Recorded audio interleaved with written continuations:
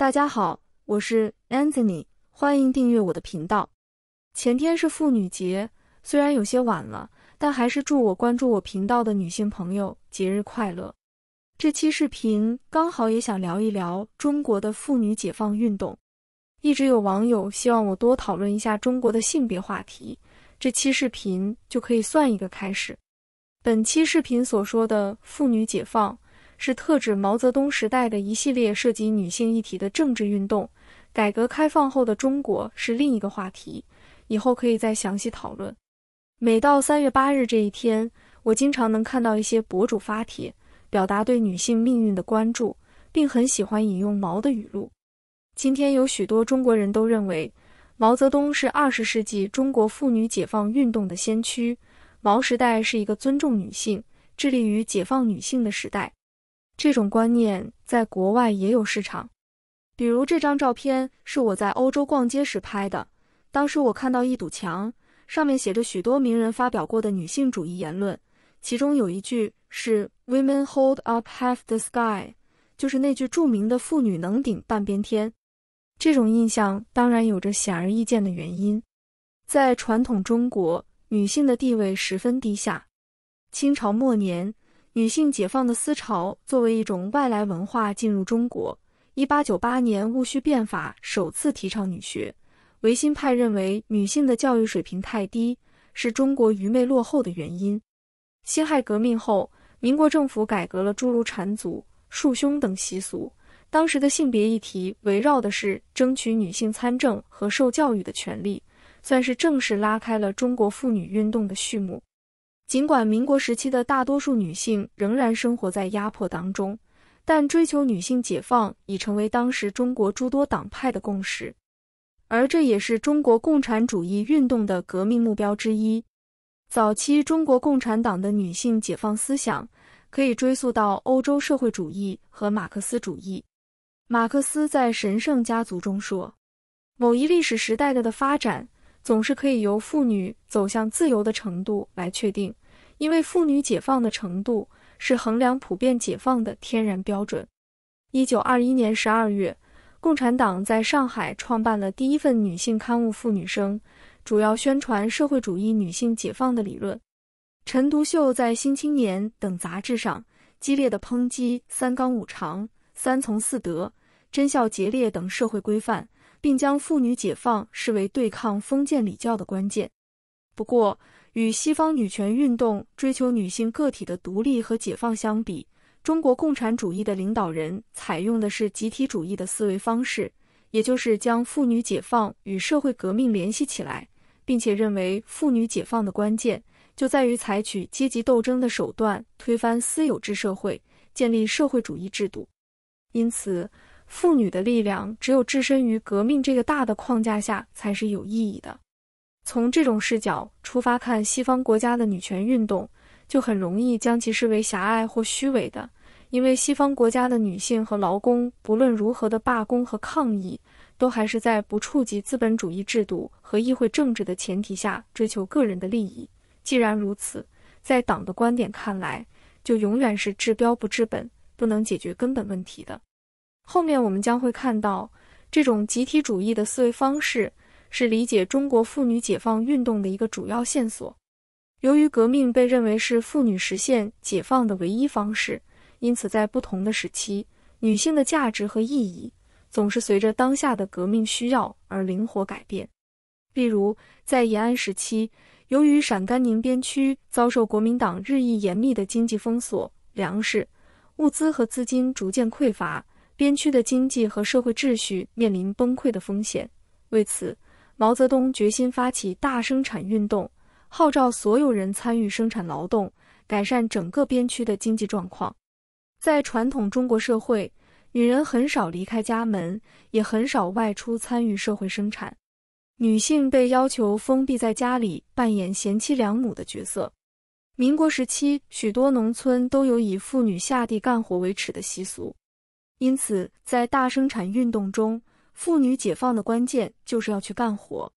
1943年，中共中央发布了对妇女工作的指示，强调广大妇女的努力生产与壮丁上前线同样是战斗的光荣的任务，并指出只有多生产才能积累更多的物质条件，这样才能逐渐挣脱封建压迫。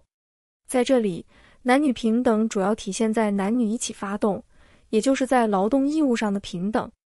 延安时期的许多表现女性解放的秧歌剧都有这样的叙事，女人通过更努力地参加官方号召的生产活动，改变了自己在丈夫和婆婆面前低下的地位，扬眉吐气。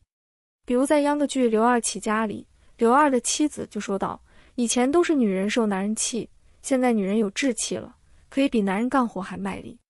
在秧歌剧《一朵红花》里，婆婆胡大妈偏爱响应党的号召，积极参加劳动生产的儿媳妇，对于自己好吃懒做的二流子儿子则十分厌恶。儿媳妇在被政府认定为劳动英雄后，也有权利对丈夫进行管教了。在这些故事里，女人虽然翻身了，甚至可以骑在丈夫头上，但这似乎与真正的解放没什么关系。另一个值得关注的细节是，大生产运动时期的宣传主要关注女人是否参与公共生产，但对于家务事却并不怎么关注。比如秧歌剧《动员起来》讲了主人公张栓的老婆又赵家又纺线，可见妇女既要进行公共生产，满足革命的需要，又要承担家务劳动。在宣传话语中，并不见以做家务来要求男人，似乎做家务仍然是女人天然的义务。官方并不愿真正触及和改变传统的性别分工，这种随我需要的革命功利主义是理解那个年代许多政治话语的关键。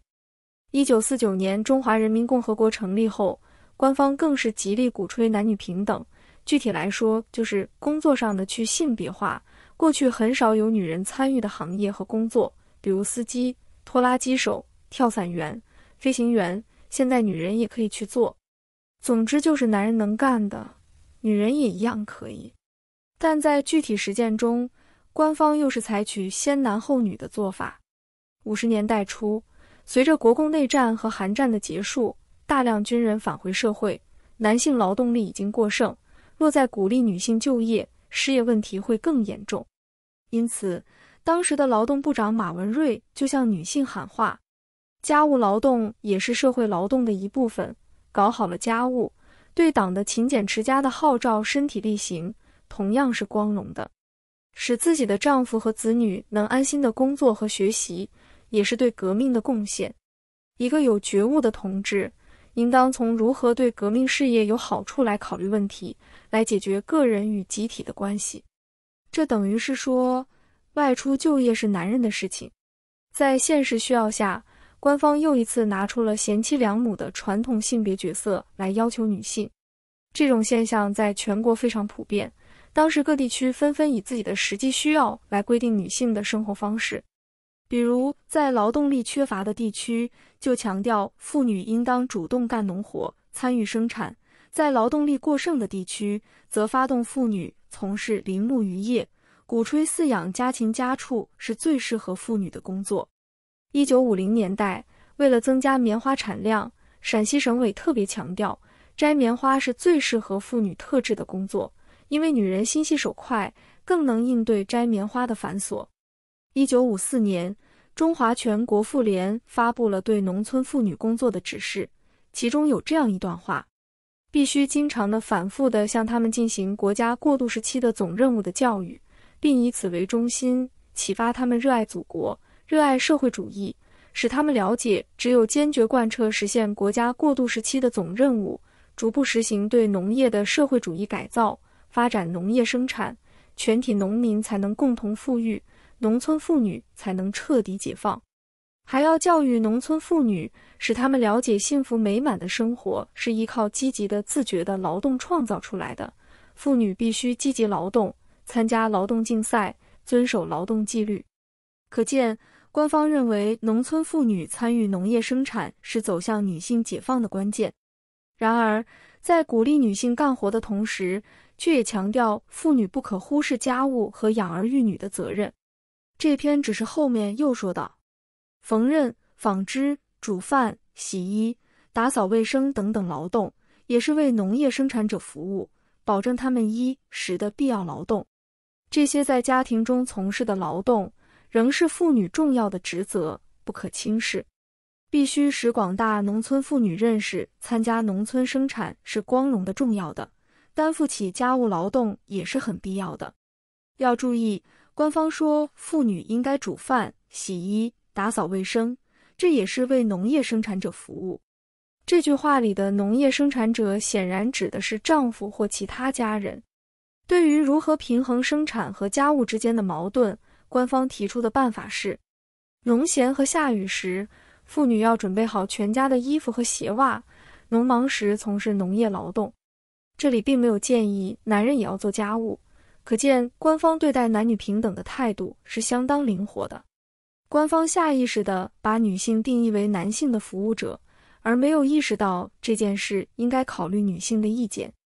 站在党的立场看，女性由于体力弱于男性，在干农活等方面的确比男性效率低，那么在革命事业上的价值也就小于男性。在这种情况下，要求女人做好家务，服务好自己的家人，相当于继续发挥女人的价值，因为做好家务对稳定广大男性劳动力的人心有着重要的意义。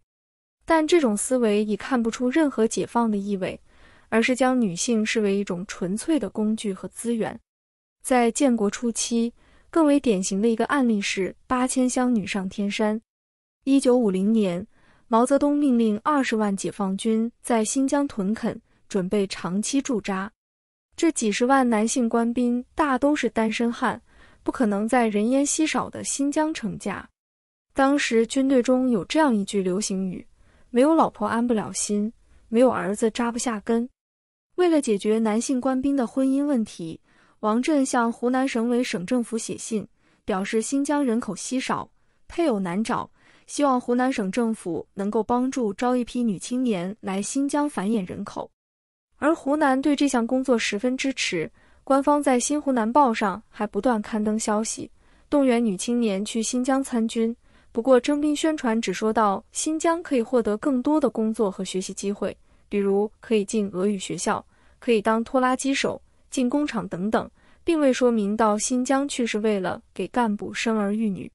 应召入伍的女兵大多是为了摆脱传统的女性身份，有自己的理想和追求，但到了新疆后，却普遍被上级组织要求与男性干部结婚，很快就感到了巨大的落差。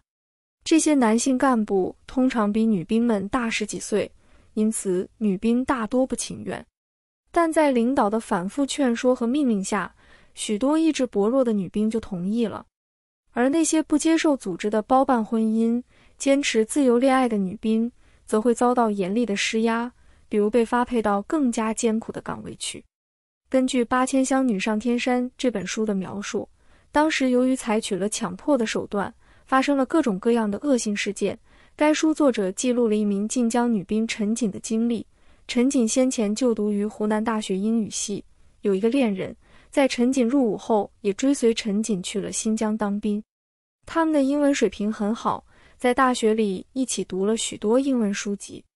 然而，在上级组织明确知道陈瑾有男朋友的情况下，仍然要求陈瑾嫁给一名不怎么识字的副团长。陈瑾的恋人被发配到偏远的地方工作，不久后就自杀了。陈瑾本人也因为曾经学过英语，在文革中遭到批斗。类似这样的情况在当时并非个例。在特定的情况下，女性的生育价值也可以成为革命最需要的东西。至于女性的真实意愿，在革命理论看来，都是狭隘的个人主义和自由主义倾向。我们知道，马克思主义曾指出了性别劳动分工对妇女的压迫，尤其是妇女被要求承担母职、育儿、生育责任，是如何构成了男女的不平等的。马克思在《摩尔根：古代社会》一书摘要中说道，现代家庭在萌芽时不仅包含着奴隶制，而且也包含着农奴制，因为它从一开始就是同田间耕作的劳役有关的。它以缩影的形式包含了一切后来在社会及其国家中广泛发展起来的对立。马克思主义将人类早期家庭中父权制对女性的压迫视为人类阶级压迫的起源。在人类从群婚家庭向一夫一妻制家庭发展过程中，男女的分工导致了地位的分化。做家务、生儿育女被视为是妻子的天职，而丈夫则是家庭的实际掌控者和继承者。在毛时代的中国，尽管官方一直强调男女平等，但主要停留在口头上，压迫者无非从传统的家长和丈夫变成了组织和干部。由于男性在革命最需要的军事和生产方面仍然起到更大的作用，因此女性的依附性地位并没有实质性的改变，传统的家长制和父权制并未受到破坏，甚至一直与官方意识形态结盟，并得到了延续和强化。这期视频就先到这里吧。下期节目我打算聊一聊从大跃进到文革结束中国妇女解放运动的新状况，欢迎大家继续关注。最后，如果你需要本期视频的文字稿，可以购买我的基础会员。如果你有任何问题或个人的困惑想找我咨询，请联系我的邮箱，详情请参考这张图片。我会把这期视频放在历史与社会这个列表内，同时也推荐大家去看我这个列表内的其他视频。感谢大家的收看，再见。